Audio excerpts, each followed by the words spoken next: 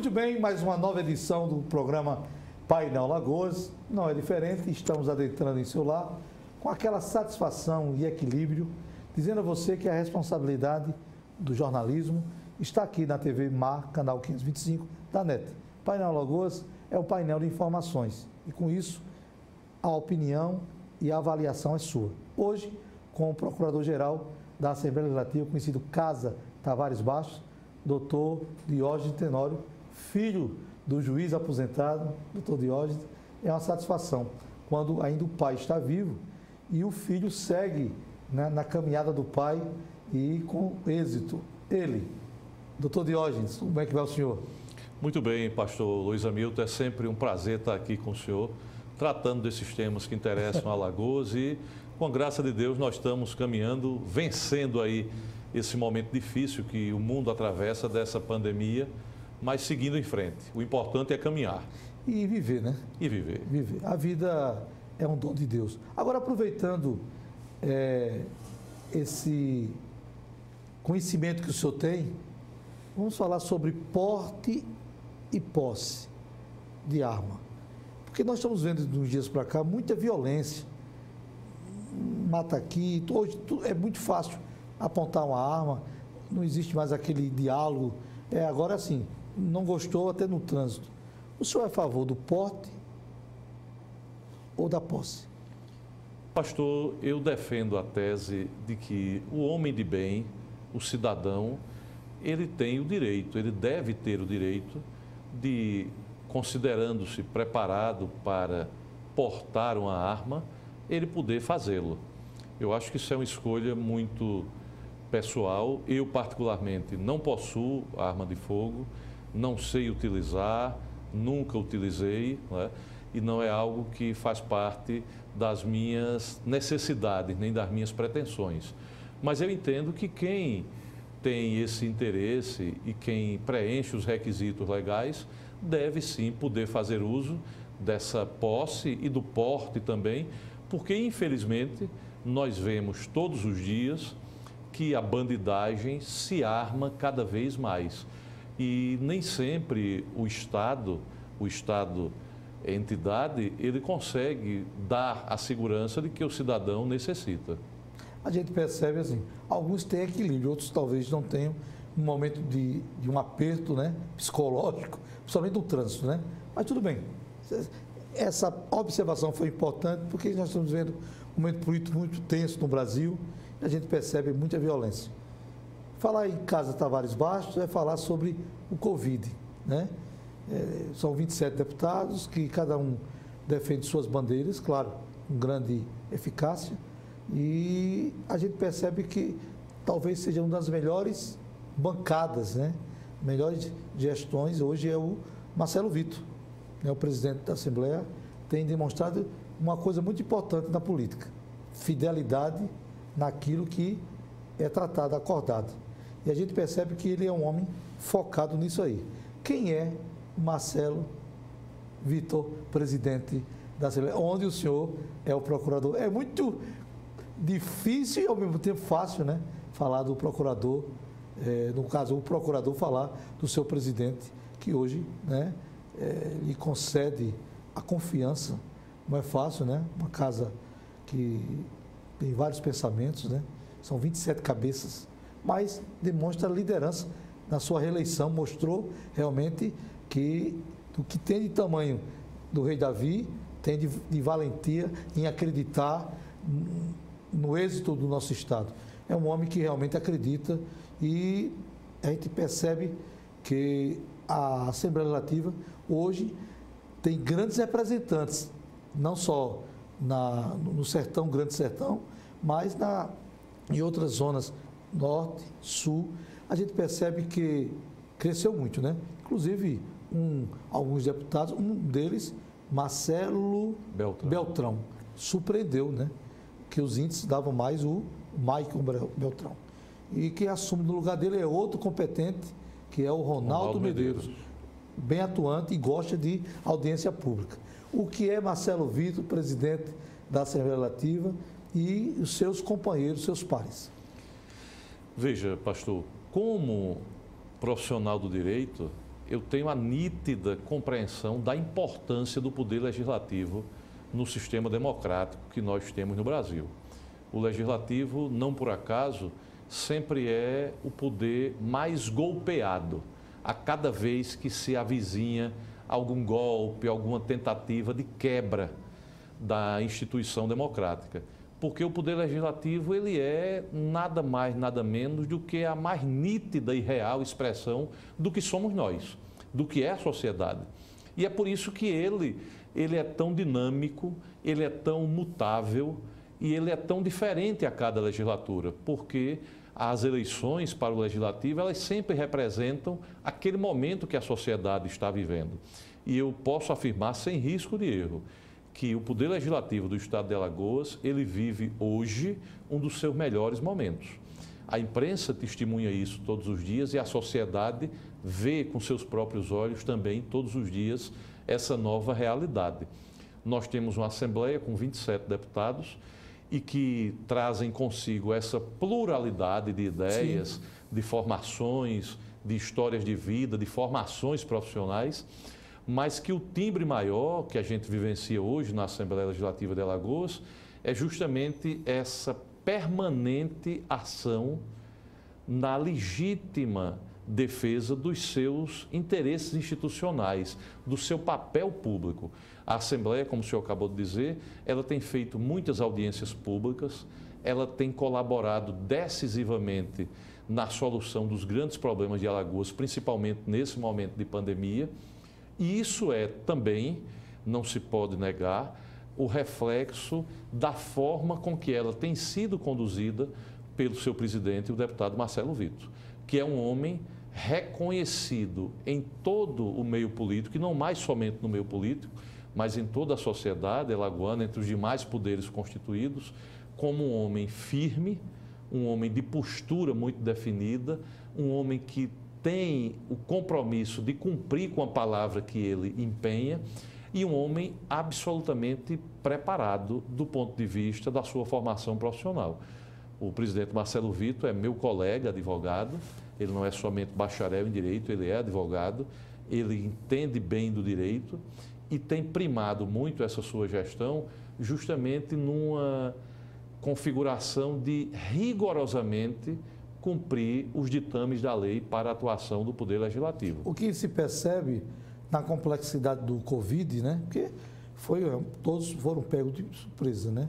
Que a Assembleia já estava pronta para isso, né? Porque a gente percebe que houve um dinamismo muito forte, não só dos parlamentares, mas também na questão jurídica, né? A Procuradoria trabalhou muito, o senhor trabalhou muito no desse intervalo de março, praticamente, foi dia 18 de março que foi o primeiro decreto do governador. Inclusive, eu estou aqui com um livro fantástico. Ele, além de escritor e faz parte da Academia Alagoana de Letras, né? Vamos falar sobre isso aqui. A gente percebe que a Casa Tavares Bastos se preparou para esse momento tão difícil, esse golpe da vida, né? Porque perdemos companheiros, né? Isso. Conhecidos, né? Perdemos. O senhor perdeu muito, eu vi o senhor fazendo vários amigos, né? Nas redes sociais. Eu perdi também muitos pastores, amigos. A gente começa, e outros de outros segmentos, a gente começa a perceber que todas as perdas, algumas não são derrotas, algumas são conquistas. Mas o Covid realmente foi um despertamento do ser humano a voltar aos seus princípios. Antes de voltar para a questão legislativa, o senhor enxerga assim que foi um alerta divino de dizer ser humano, homem, pessoa humana, ser social. Você esqueceu dos princípios, vocês esqueceram dos princípios. O senhor enxerga assim também? Daqui a pouco vamos falar como foram os trabalhos da Casa Tavares Bastos nesse período fora prédio, né? Mas nas redes sociais. O senhor acredita que o Covid foi um despertamento divino ou um despertamento para a humanidade e voltar aos seus princípios? Porque muito materialista, capitalista, ganhar, o mais esperto dá rasteira no outro, e o sentimento de humanidade parece que estava se perdendo. O Covid despertou isso, doutor Diógenes? Eu acredito que sim, pastor, e eu realmente espero muito que a humanidade possa apreender, mais do que aprender, ela possa apreender as lições que essa pandemia nos trouxe e continua a nos trazer. Seguramente, nos momentos de grandes crises, e a história nos mostra isso, nos momentos de grande crise é quando a humanidade precisa se reinventar. Acho que nunca essa palavra esteve tão em voga como está agora, o novo normal de que falam os estudiosos. Eu creio que essa pandemia veio nos trazer esse alerta, primeiro para a necessidade de nós olharmos para o outro.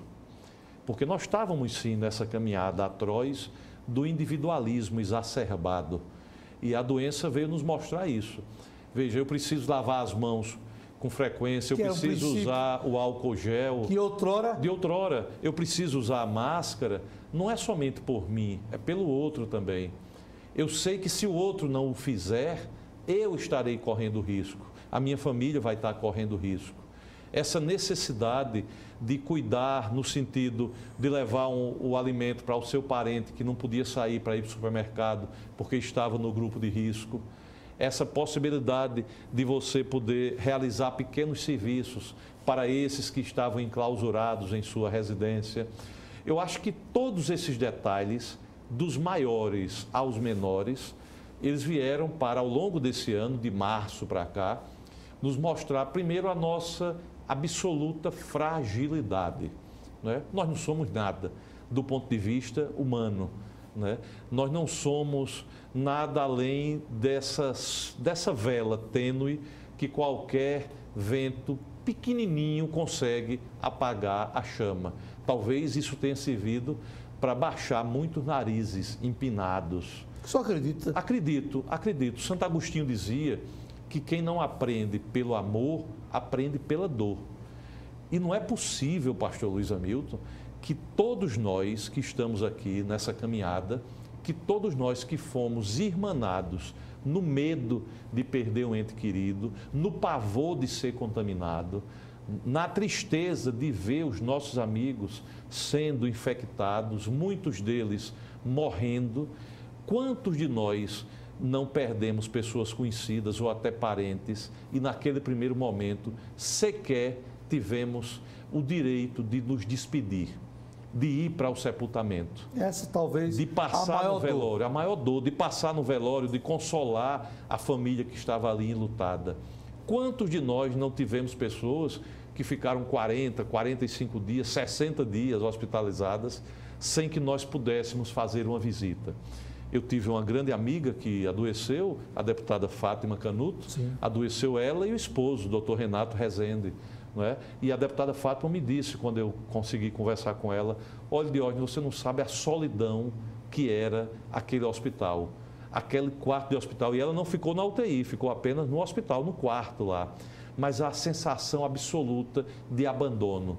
Ou seja, é aquilo que os grandes místicos da antiguidade experimentaram, o abandono nas mãos de Deus. Porque no fundo nós sempre estamos assim, abandonados na mão dele. Mas às vezes a soberba, o poder, a riqueza, né, faz com que a gente imagine que pode muito, que pode muita coisa. E termina se afastando de tudo. E termina se afastando de tudo porque, veja, não é pieguice isso.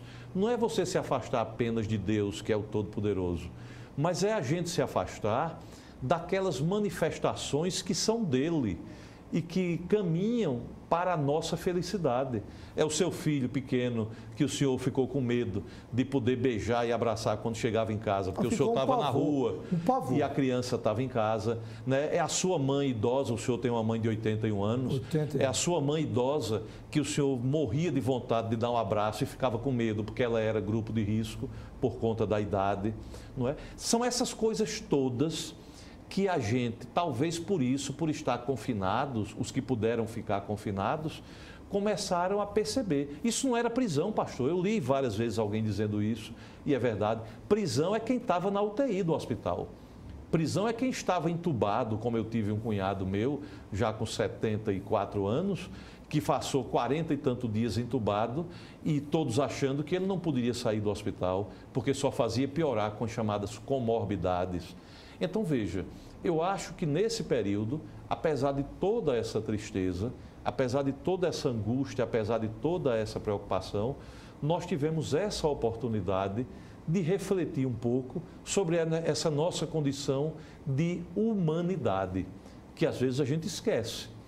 Às vezes a gente acha que porque está aparentemente tudo bem, eu tenho 50 anos já, então eu já me considero, já cheguei aos 50, eu sou de 70. Então veja, eu tenho seguramente muito mais passado do que futuro. Eu tenho muito mais tempo já vivido do que tempo a viver.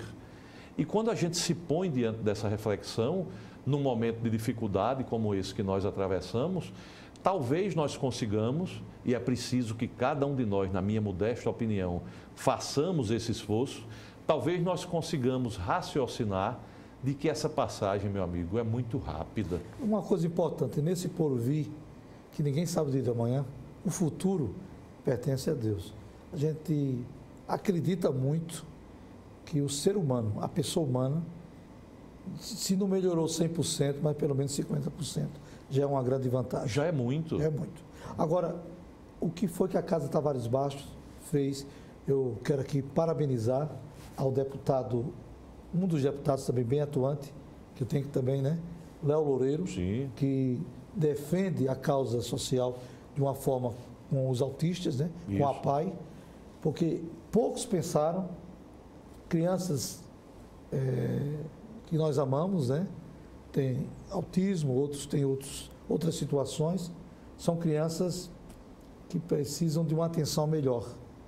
Por exemplo, eles têm um acompanhamento na semana e com o Covid isso parou tudo.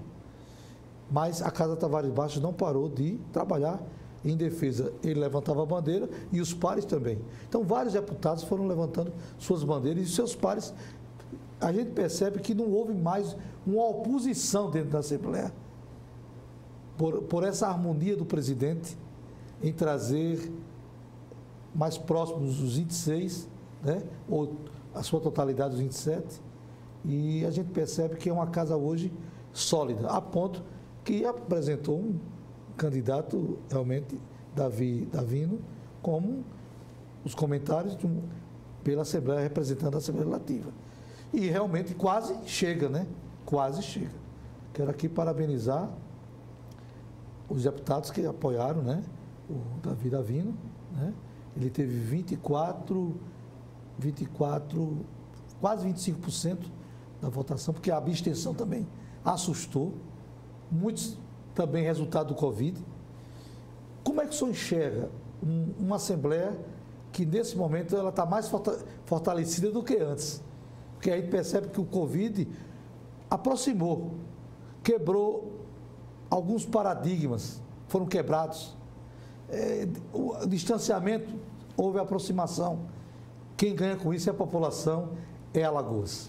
Seguramente, cada vez que as instituições se fortalecem, o Estado se fortalece e nós, como cidadãos, também ficamos fortalecidos.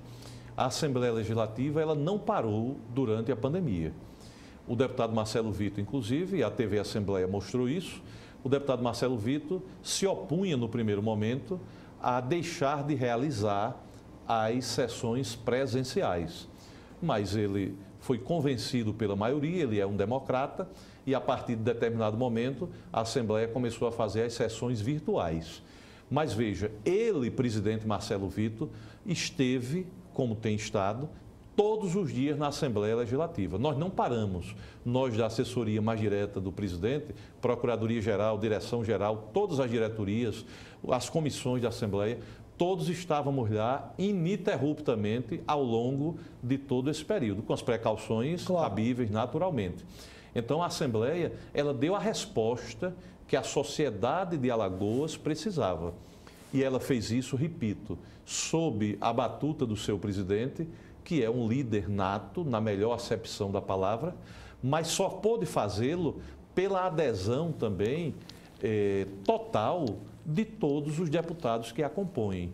Houve, talvez como nunca antes tenha acontecido, essa consciência, essa visão de cada um dos senhores deputados e das senhoras deputadas de que o momento era de crise e de que todos precisavam estar unidos. tudo que o Poder Legislativo pôde fazer para aprovar os projetos que vinham do Poder Executivo tendentes a resolver questões emergenciais, o Poder Legislativo fez.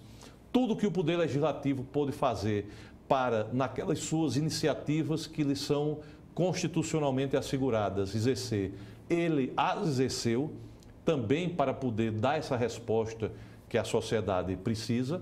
E eu posso dizer ao senhor, sem risco mais uma vez de erro, de que neste momento em que mais a sociedade alagoana precisou, foi quando mais a Assembleia estava à disposição. E eu ouso até, se o senhor me permite, fazer uma pequena discordância do que o senhor disse, porque, em verdade, veja, a Assembleia não teve e não poderia ter como poder um candidato seu. Não é? A Assembleia, como eu disse, ela é plural. Claro. Ela teve vários deputados que apoiavam. Ela teve vários deputados que apoiavam o candidato Davi Davino, e o presidente, naturalmente, abertamente, era eleitor do deputado Davi Davino. Teve vários outros deputados que apoiaram o candidato Alfredo Gaspar e teve vários outros deputados que apoiaram o candidato JHC.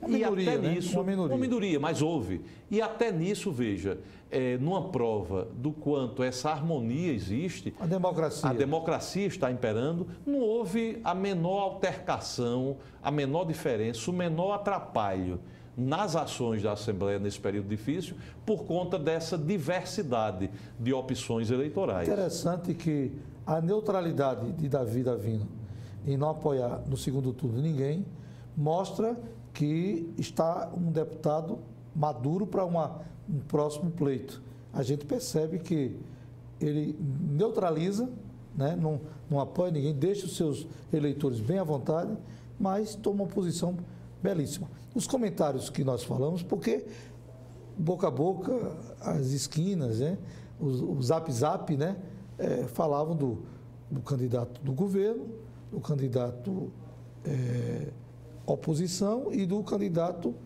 do Poder Legislativo. Então, 3 forças representadas. A gente percebe que, com isso, quem ganha nunca teve tantos nomes bons para a Prefeitura de Maceió como agora, né? A gente percebe uma junção, um fato e cada um com projetos interessantes, que vença o melhor, né? Que vença o melhor. Mas voltando para o Poder Legislativo, que eu não posso fugir porque o senhor representa esse poder na questão do peso da justiça, né? A Caneta trabalhou muito nesse período de pandemia. Muito.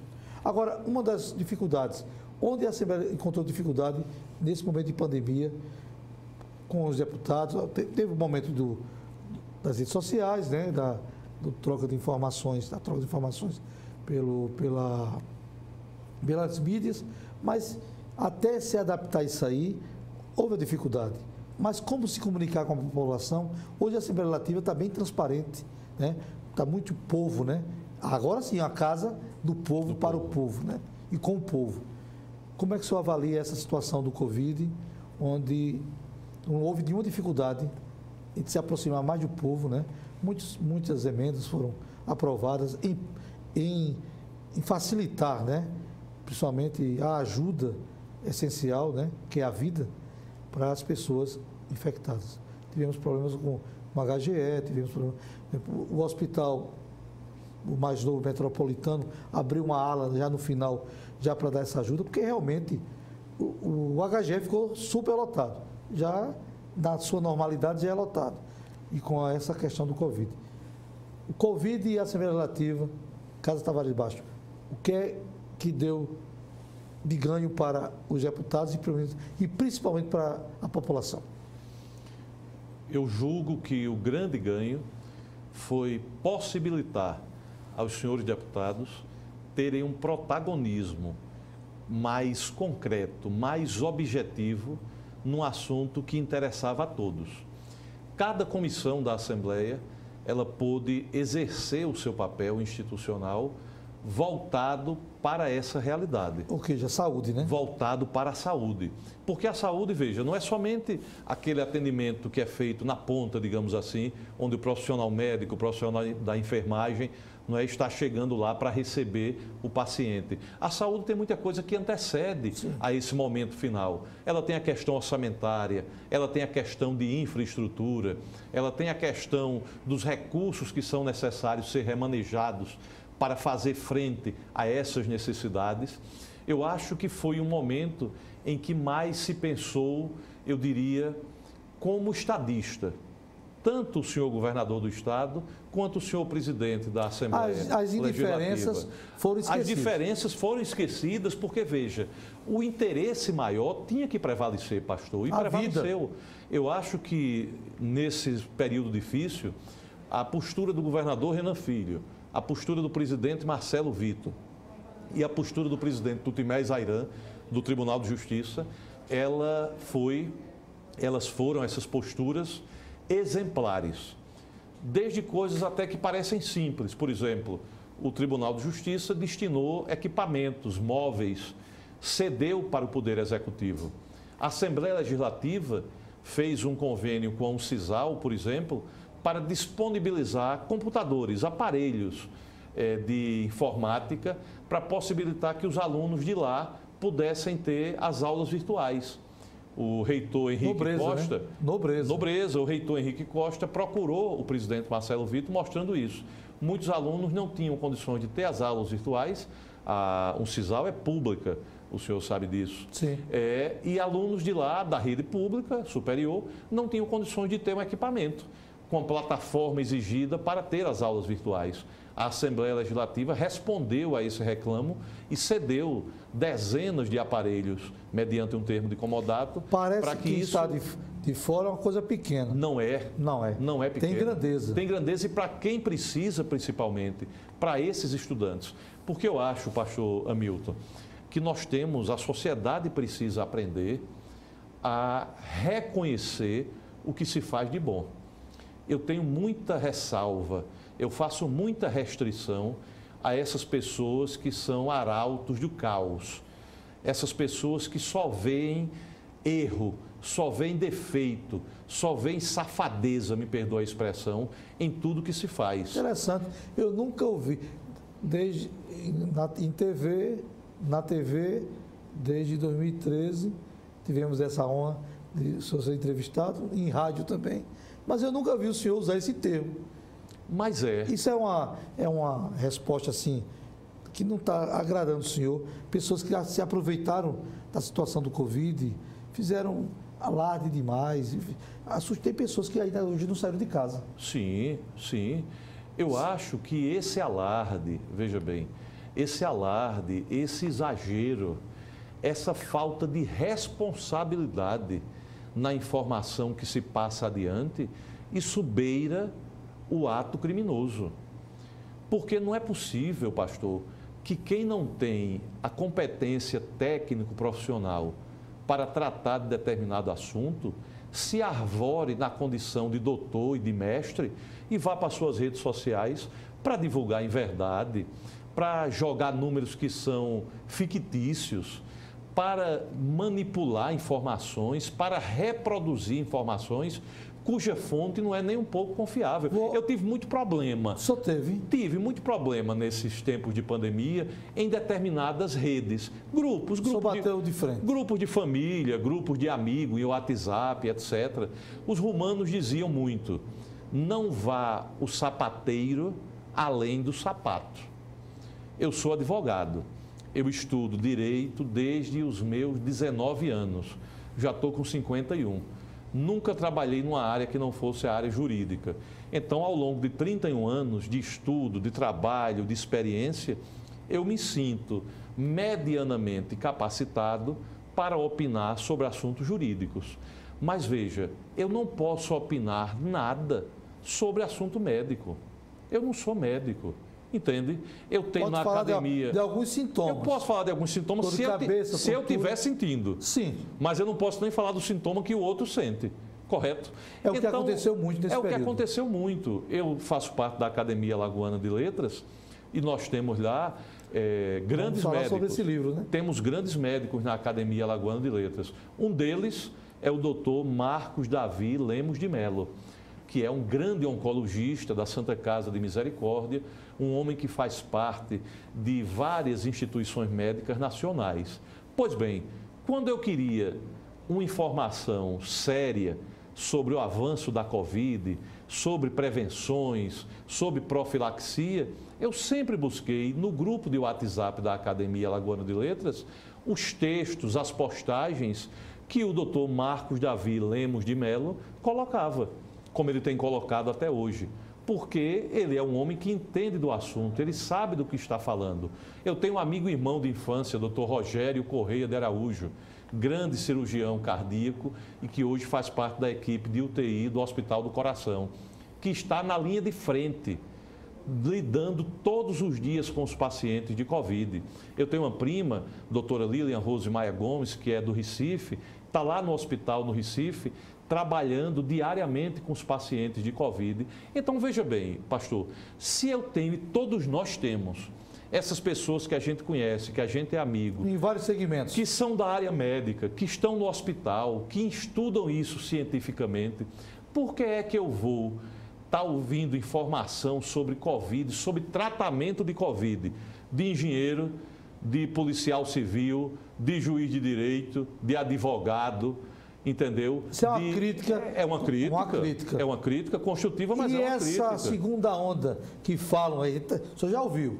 Tem uma segunda onda depois da política, depois do dia do segundo turno, vem aí, se prepara. Então o povo já está assustado. Aí já vem outro terrorismo. Eu não vi até hoje, pastor, ninguém sério, nenhuma instituição séria, nem nenhum profissional sério, seja da medicina ou seja fora dela, ficar divulgando essas maluquices. É verdade. Eu nunca vi. Por isso eu desconfio logo. Os sujeitos costumam mandar para a gente, as pessoas, em tempo de redes sociais, em tempo de WhatsApp. O WhatsApp, para mim, tem uma coisa terrível, terrível, que a gente não tem como impedir que todo mundo lhe mande qualquer idiotice, qualquer imbecilidade. De uma vez a pessoa... Isso, e às vezes você não pode bloquear, porque, veja, é uma pessoa que é amigo seu, que é um parente seu e que, infelizmente, talvez influenciado por isso, começa a lhe mandar. E aí eu tenho dezenas de pessoas conhecidas minhas que mandam essas mensagenzinhas, quando a gente vê, ela está assim encaminhada. Aí o sujeito já recebeu essa de alguém, e aí vai. Que deve ter recebido de um outro alguém. Não é? E chega cada maluquice, meu amigo, cada loucura. E incrível que alguns grupos absorvem essas maluquices e começa o terrorismo. Porque o que é hoje agora? Todo mundo está focado no segundo turno. Mas já se ouve nos táxis, em todo lugar, que a segunda onda. Aí começa a dizer, olha, já está na Europa a segunda onda. Vê. Ele está aqui em Alagoas, ele não está lá. Exatamente. Aí já é o Exatamente. Não é? Concorda comigo? Concordo, a gente não está lá. Claro que requer um certo cuidado, que é uma doença que é abstrata, ela é invisível. Mas a forma de assustar as pessoas, tivemos pessoas que morreram, mais de medo do que da própria doença. Então, a gente precisa ter uma certa responsabilidade. Eu ratifico suas palavras, concordo plenamente. Eu acho que estamos numa política mais de evolução. Após o Covid, né? Esse retorno, né? Todo mundo dizia que não iria acontecer a eleição, porque tudo era para não ter eleição. Mas aconteceu. Mas o que é que o senhor espera depois do segundo turno? Na sua visão, agora como cidadão e como um imortal, né? Um imortal dos pensamentos, um imortal das atitudes, é o seu... Esse é o meu 9º livro. 9º livro. É. Isso é fantástico. Daqui a pouco a gente vai falar sobre ele. Crônicas e poemas de Diógenes Tenório Júnior. O senhor gosta do Júnior, né? Gosto. Todo Júnior dá trabalho, né? Mas vamos lá. Doutor Diógenes, o senhor percebe que tudo isso trouxe um desafio para todos os níveis da sociedade. Na Academia Alagoana de Imprensa, de Letras. De Letras, como é que ficou? Porque a maioria dos imortais tem 70, tem 80, tem 90. Como foi essa situação, esse comportamento? Como é que eles absorveram essas... Alguém morreu? Não. Covid? Aliás, morreu. O doutor Carlos Mendonça, pai do doutor Alfredo Gaspar, ele era nosso Qual era a cadeira? companheiro da... Não sei de qual a cadeira, não. São 40. O senhor quer demais que eu saiba a cadeira de cada um deles. Mas o senhor é um ponto de lança, como diz o nosso presidente da academia. Eu sei a minha cadeira, que é a número 8, mas a do demais eu não sei não.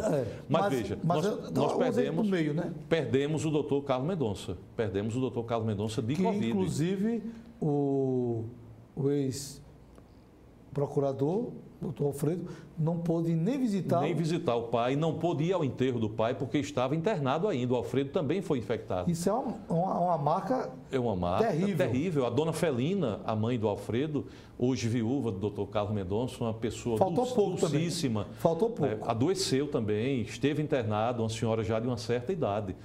Eu acho, pastor, que nós não podemos fechar os olhos de que nós vivemos um momento difícil. Nós estamos num momento difícil por conta da pandemia. Ocorre que eu sou um incorrigível otimista. Eu acredito que sempre é possível a gente melhorar. Sempre é possível a gente evoluir. Sempre é possível a gente tirar uma lição positiva dessas coisas que nos maltratam, que nos machucam, que nos amedrontam. A academia é uma situação sui generis, porque, como disse o senhor, dos 40 membros, 90% já estão acima dos 60 anos. Né? E muitos estão com mais de 80. Alguns já estão na cadeira de rodas, né? Dona Lisete Lira já anda de cadeira de rodas. Não é? Então, nós temos pessoas lá que sofrem mais esse risco. E é por isso que a academia, desde a pandemia, que ela não tem mais as nossas sessões mensais, porque não seria prudente. Fica onde localizado? A academia ela tem a sua sede tradicional, antiga, a Praça Deodoro, aquele prédio na esquina do tribunal, onde foi o Colégio Pedro II, Sim. de frente ao Teatro Deodoro, e tem a sua segunda sede, que é a Casa de Jorge de Lima, na Praça Sinimbu, que é onde nós estamos nos reunindo. Estávamos nos reunindo, porque o prédio antigo está passando por um processo de reforma, organização. Mas a academia não enfraqueceu. A academia não enfraqueceu de jeito nenhum. Nós tivemos, inclusive, eleições, sempre no sistema virtual. Tivemos 4 novos membros que tomaram posse durante a pandemia. E vejam, tomaram posse sem festa, sem a sessão solene, né, mas foram eleitos, tomaram a sua respectiva posse, porque é isso que eu digo. A gente precisa aprender a conviver. Em que pese que até isso a Covid nos deu lições. O senhor se recorda que no começo dizia-se dos grupos de risco. Então, meu pai com 76 anos, a senhora, sua mãe com 81, Sim. estariam eles entre as pessoas desse grupo de risco. Mas, por exemplo, eu perdi um amigo, Francis Veiga, filho do Laurentino Veiga, Sim. seu colega jornalista, que tinha 36 anos, o Francis. E uma saúde... Não estava no grupo de risco, um rapaz saudável. Perdi um amigo, o padre Newton, que era do capelão do Colégio Madalena Sofia, com 54 anos. Outro padre, grande amigo meu, Monsenhor Rubião Lins Peixoto, com 86 anos, cheio de comorbidade, venceu o internamento, venceu a intubação e está aí contando história melhor do que eu e o senhor. Então, veja, muito estranho, não há uma lógica, né? No início existia, não há uma lógica. Pessoas que com 3 dias morreram, pessoas que passaram 45 dias e saíram, não é? Então, na verdade, eu acho que o Covid veio para nos lembrar que nós estamos sempre sob o signo do acaso. Nós vivemos sempre como os antigos romanos, com espada de Damocles pendendo sobre as nossas cabeças. A qualquer momento ela pode cair e nos decapitar. Porque essa é a vida. Essa é a vida. Domingo passado, agora vai fazer 15 dias, fez uma semana, eu perdi um amigo de 50 anos, o Renato Brito, filho da dona Selma Teixeira Brito, aquela grande pianista. Sim. E o Renato morreu simplesmente, teve uma arritmia, foi para o hospital em estado grave e morreu 2 dias depois. Insuficiência cardiorrespiratória. Novo, 50 anos de idade. Um sujeito que jogava tênis, que caminhava todo dia no condomínio. Porque, repare, esse é o destino que nos aguarda sempre. Nós sermos surpreendidos, não é, a qualquer curva do caminho pela chegada da indesejada das gentes, como chamava o poeta Manuel Bandeira. É pena que nem sempre a gente pense nisso. É porque a morte, a criação não foi feita para morrer. Sim, mas não podemos escapar dela. Mas, por uma questão de desvirtuar a situação, não estou aqui entrando no mérito, a gente perde essa qualidade que Deus concedeu ao homem. O nosso grande amigo, doutor Luiz Gonzaga Mendes de Barros, Sim. grande advogado, grande tribuno, né, grande homem público aqui de Alagoas, ele costuma recitar uns versos que eu não sei de quem é a autoria, mas o verso diz assim... Ele é criativo. Viu? Criativo. Ele cita esse verso em vários artigos dele, e esse verso diz assim: ó morte, tirana morte, eu tenho de ti 1000 queixas. Quem hás de levar, não levas. Quem hás de deixar, não deixas. Né? A gente às vezes se pega nessa indagação, meu Deus do céu, tem tanta gente ruim que eu conheço que podia ter partido, não, leva e por que partiu fulano? E não morre. E não morre. O cara leva uma topada, morre. E por que partiu fulano? Mas essa resposta nós não teremos nunca. Eu acredito muito no bom senso, na consciência. Nós temos um sinalzinho vermelho, né?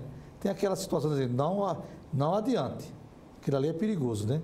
Mas a teimosia muitas das vezes leva o homem a caminhos que ele não deseja o seu resultado. Doutor Diógenes, quem é o senhor depois da pandemia? Quem é o doutor Diógenes hoje, depois de tantas perdas, né? Sentimentais, de amigos, às vezes de família, de colegas?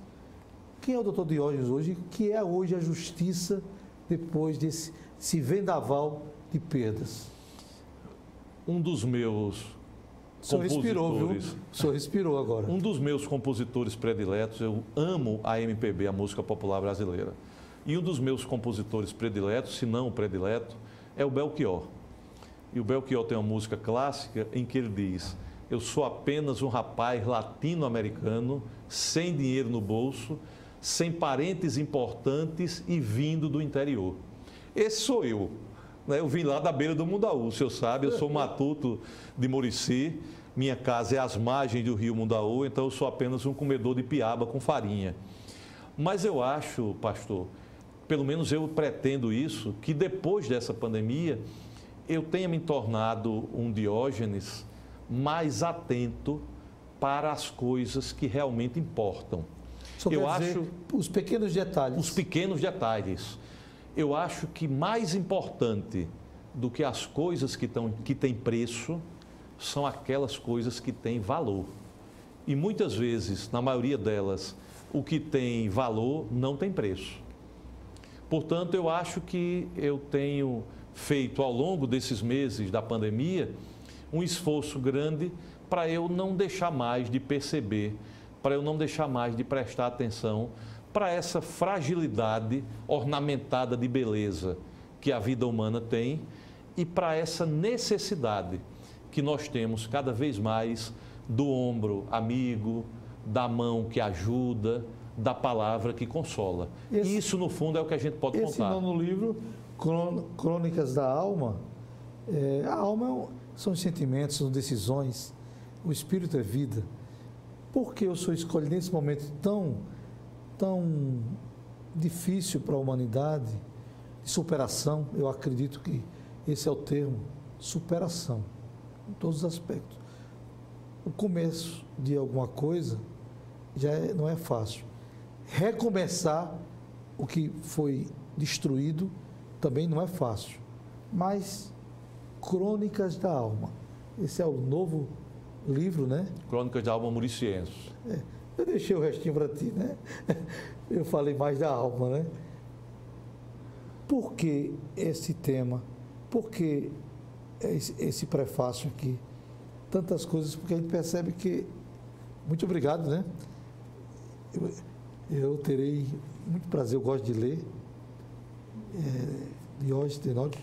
Quanto tempo para essa situação? Esse livro, pastor, na verdade, esse livro é uma compilação, é uma reunião de 60 crônicas que eu havia publicado na Gazeta de Alagoas. Espera aí, Juscelino de Souza em memória, né? São os meus bisavós, E José paterno Vicente- e materno, E José Vicente Ferreira. Ferreira. Bisavós que eu não conheci, mas foi deles que eu herdei a Muricy que corre dentro de mim, por isso que eu fiz questão. Sou tão pequeno, sou apenas um homem. E verdadeiramente só conheço minha terra natal. É do Drummond esse verso. Mas quando o senhor fala isso aqui, de uma forma no seu livro, por que tanto amor por Muricy? Ah, pastor. Eita, agora fez uma viagem. Agora fez uma viagem no tempo. Veja, eu acho que quem não sabe de onde vem, não pode saber para onde vai. Muricy é a minha identificação mais profunda como ser humano. Se eu tenho alguma coisa de bom dentro de mim, eu tive porque foi em Muricy que eu aprendi.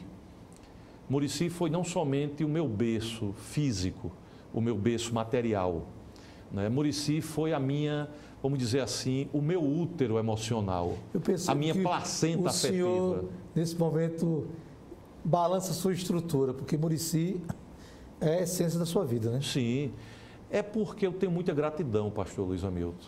Eu tenho muita gratidão por Muricy. Eu tenho muita gratidão pela gente boa de Muricy que acompanhou a minha vida na minha infância toda. A minha mãe era filha única e casou-se com meu pai e ficou morando na casa que já era dela, da minha avó. A minha avó era uma pessoa que era só bondade. Era uma grande figura humana, uma mulher de muita oração, de muita fé, de muita caridade.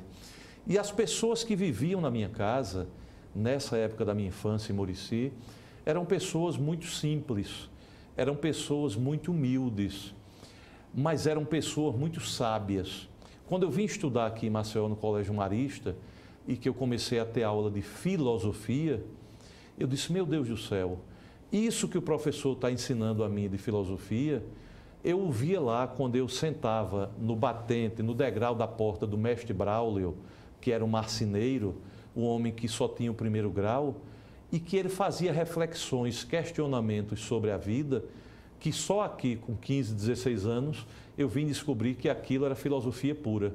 E ele não sabia o que era filosofia. Quando eu vim ler a doutrina da Igreja Católica, eu sou católico praticante, graças a Deus. Sei disso. Quando eu vim ler a doutrina da Igreja Católica e que eu vim conhecer o que era caridade cristã, eu vi, já com 20 e tantos anos, estudando teologia, que a caridade cristã que Dona Eulália Barbosa de Araújo praticava em Muricy, a caridade cristã que Dona Isarela e minha avó praticava, a caridade cristã que Dona Eurides Ramos praticava, era aquela caridade que estava prescrita, orientada pelo catecismo da Igreja Católica. E essas mulheres nunca tinham lido teologia. Elas conheciam Deus pela sua experiência pessoal. Elas conheciam Deus pelo seu coração aberto diante da oração e pela necessidade, pela vontade íntima de fazer o bem. Eu via pessoas lá, a primeira vez que eu vi o milagre da multiplicação dos pães, não foi lendo aquele texto do Evangelho lindo lá do Sermão da Montanha, não. Foi na casa do seu Horácio, que morava pertinho da minha casa, que era um homem humilde, mas que tinha na sua casa uma dezena de sobrinhos e sobrinhas que vinham da zona rural para morar na casa dele e estudar. E com aquele pouco dinheiro que ele tinha, o prato de sopa sempre tinha mais sopa, o prato de feijão sempre tinha mais feijão, e o bife, que na minha casa era dividido para 4 pessoas, na casa dele se dividia por 17 e alimentava do mesmo jeito todo mundo. O senhor não tem vergonha de falar das suas origens? De jeito nenhum. Pastor, eu me orgulho demais de dizer que a família do meu pai, a família paterna minha, era de pessoas muito pobres. O meu avô, pai do papai, era fogueteiro, um homem que fazia traque, chuvinha, foguete, né? Hoje tem um nome bonito, pirotécnico. Ele era fogueteiro. Meu avô sofreu 3 explosões ao longo da vida, ele era todo queimado, o rosto era deformado por causa dessas explosões. E para manter a família, né? Para manter a família, para manter dignamente os 9 filhos que ele tinha com minha avó. Não tinha televisão, né? Não tinha televisão, certo? 9 filhos? 9 filhos. Mas eu tenho uma coisa importante que vai mexer com o senhor. Quando o senhor colocou no Facebook a perda da sua eterna professora. Ali eu li atentamente o carinho que o senhor tem, não só a ela, mas a todos que passaram, que deu ao senhor esse conhecimento. Sim. O senhor Olha, foi muito, a minha primeira professora, grato. a minha primeira professora tem 80 anos de idade. Chama-se Renilde Gomes da Silva. Linda, linda. Uma mulher que foi talvez a primeira mulher depois da minha mãe que eu achei bonita na vida. Foi a tia Renilde. Não é? Tem 80 anos, trabalha, vende Natura, vende Tupperware, faz bolo para vender. Já aposentada. Aposentada, 80 anos. Uma mulher digna, decente, ficou viúva jovenzinha, criou as filhas com esforço, com dedicação. A grande professora da minha geração toda. Veja, ela me ensinou quando eu tinha 5 anos de idade. Ela hoje tem 81. Né? Nós todos da minha turma a reverenciamos como um grande ícone da nossa vida, um grande ícone da nossa história. Essa história de dizer, pastor, que o sujeito tem dinheiro no bolso. Veja, é muito bom ter dinheiro no bolso, muito bom. É muito bom ter poder, claro, essas coisas existem para o ser humano conquistar. Mas as pessoas mais respeitadas da minha infância em Murici são as pessoas que eram mais humildes. Se o senhor chegar em Murici no dia de finados, como eu estava lá agora, no dia 2 de novembro, como eu vou todo ano, está lá minha avó, meu avô, tios, enfim, muita gente lá. Quando o senhor entra no cemitério de Murici, do lado esquerdo, tem um túmulo simples. Esse túmulo é de uma senhora chamada Osana Gomes da Silveira. Foi parteira de 3 gerações de Murici. Não fez o meu parto, porque minha mãe mandou chamá-la quando estava com as dores do parto, e ela, com experiência de vida, fez os toques lá e disse: Nira, minha filha, esse menino não pode nascer em casa, que ele tem problema. Tem que ir para o hospital. Meu pai arrumou um jipe emprestado, trouxe minha mãe para eu nascer na Casa de Saúde Paulo Neto, aqui na Cincinato Pinto. Mas veja, essa mulher conseguiu ver isso. Eu era prematuro, nasci de 7 meses, passei 15 dias no incubadora, quase morre, não morre, morre, não morre. Ela teve esse saber, essa sabedoria, sensibilidade de perceber isso. Pois bem, essa senhora morreu, pastor, em 1984. São 36 anos da morte de Dona Osana. Se o senhor chegar hoje, dia de finados em Murici, o túmulo dela está topado de flores e de velas. Dos filhos espirituais. Exatamente. Não é essas flores e essas velas, não são somente da família dela, que é pequena. Hoje ela tem pouca gente lá. São essas centenas, não sei se milhares, mas centenas de pessoas que cresceram ouvindo, como eu cresci, a mãe dizer: abaixo de Deus, você deve a vida a Dona Osana. Essa mulher ficou de cadeira de roda, eu já a conheci sem poder andar, porque ela ia fazer os partos à noite, atravessando riacho, lamaçal, tal, pegou uns germes que ela perdeu os movimentos das pernas. Por isso, exercendo esse apostolado de bondade, de trazer as pessoas à vida, de dar à luz às pessoas. Uma missão. Ela era evangélica da Assembleia de Deus, certo? Pois bem, está lá, repito, o túmulo de Dona Osana, desse jeito, ornamentado de flores, de velas e de gratidão. Pertinho dela, tem 2 ou 3 túmulos de pessoas que eram muito ricas quando eu era criança em Murici, e não tem nada no túmulo delas. A riqueza não adiantou. O que adiantou foi a bondade que Dona Osana fez. Atitudes. Isso, para mim, é uma coisa extraordinária. Painel Lagoas, em 2 minutos, em 7 anos, nessa caminhada, sempre o senhor nos acompanhando. O que é hoje o Painel Lagoas, na visão do Procurador-Geral da Assembleia Legislativa? Hoje falamos sobre política, família, Covid, falamos sobre várias coisas, e a sua infância e a Academia Alagoana de Letras. O que é o Painel Alagoas, um painel de informações? O Painel Alagoas é um espaço diferenciado na imprensa alagoana. E eu não digo isso porque sou seu amigo, nem porque já tive a honra e a aventura de estar aqui mais de uma vez. Eu digo isso como ouvinte, digo isso como telespectador. Porque, veja, o senhor consegue ter uma absoluta isenção ideológico-partidária, uma absoluta isenção de credo religioso e trazer aqui para conversar com os telespectadores e com os ouvintes as pessoas das mais diversas matizes político-ideológicas e das mais diversas formações. Porque, em verdade, pastor, o que nos interessa é aquilo que em nós é comum a todos. Veja, a vida do Diógenes Tenório Júnior não tem nada de extraordinário, não tem nada de importante para ninguém, mas as experiências que o Diógenes tem e que são comuns a tantas outras pessoas, a tantos outros cidadãos, essas interessam porque é essa humanidade que nos irmana. Então o painel, ele consegue hoje ter essa credibilidade e ter esse respeito que se deve a isso, a forma com que o senhor escolhe os entrevistados e a forma com que o senhor nos deixa livres para tratar desses assuntos todos sem amarra. O senhor nunca disse a mim, e eu tenho certeza que nunca disse a entrevistado nenhum, olha, você não pode falar sobre tal assunto, você não pode mencionar o nome de fulano, você não pode elogiar Beltrano, nem pode criticar Cicrano. Então, isso deixa a gente realmente numa condição de absoluta liberdade. Isso é muito bom para quem vai expor ideias. E hoje o senhor fez uma viagem no tempo, né? Sim, isso é muito bom. Qual a palavra de esperança? Essa vai para você que está nos assistindo nas redes sociais, como também no canal 525 da NET, da TV Mar. Qual a palavra de esperança para esse momento tão difícil do Brasil e do mundo? Confiar em Deus. O Senhor nos ama e nos protege. A Bíblia diz, aquele que te guarda não dorme. Nós temos que acreditar nisso, pastor.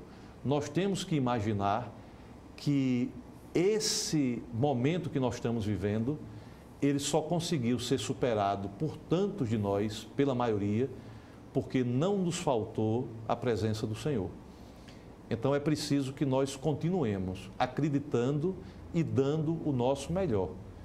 O nosso melhor de todas as maneiras, enxergando no outro o Filho de Deus que é tão amado quanto eu e que precisa do meu cuidado e que precisa da minha atenção nesse momento, e enxergando naqueles que têm condições de cuidar melhor de nós, de descobrir as vacinas, de cuidar dos meios, que eles sejam inspirados pelo Senhor para que a gente consiga se livrar disso da melhor maneira possível. Painel Alagoas, hoje com o Procurador-Geral da Assembleia Legislativa, doutor Diógenes, escritor, membro da Academia Alagoana de Imprensa, quero dizer, eu sou também da imprensa também. Também, nosso Laurentino Veiga. Né? Um homem, um guerreiro. Um guerreiro. E também de letras, né? É uma pessoa que fala muito bem das suas origens, isso é importante. Hoje foi uma entrevista diferenciada. Inclusive a nossa produção, hoje sempre eu mando a pauta, mas hoje a pauta foi ele mesmo, né? Hoje foi sua história, sua vida, suas conquistas. Perdas sim, mas mais para ganhos, porque onde a gente cresce são nas perdas. A avaliação é sua, Painel Alagoas. Aqui você tem informações. Muito obrigado pela vossa atenção. Muito obrigado pela vossa entrevista. Muito obrigado. É de Deus. Um grande abraço.